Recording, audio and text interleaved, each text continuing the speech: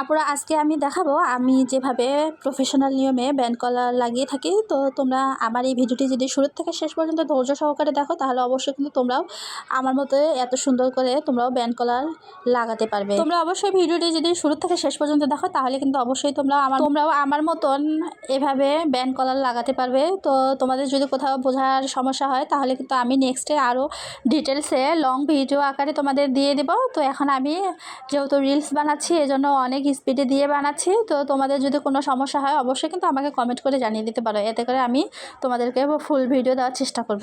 তো আপুরা তোমরা কিন্তু চাইলে আমার কাছে যে কোনো ড্রেস কাস্টমাইজ করে নিতে পারো। আমি সবার জন্য ড্রেস কাস্টমাইজ করে থাকি, যে কোনো বয়সের বাচ্চাদের বা তোমরা বড়দের চাইলেও নিতে পারবে। যে কোনো ব্লাউজ বলো, ফ্রক বলো, লং কুর্তি বলো, যে কোনোই কিন্তু আমি তোমাদের কাস্টমাইজ করে দিয়ে দিতে পারবো ইনশাল্লাহ। তো আমার এই হোয়াটসঅ্যাপ নাম্বারে তোমরা কন্ট্যাক্ট করলে কিন্তু আমার সাথে কন্ট্যাক্ট করতে পারবে।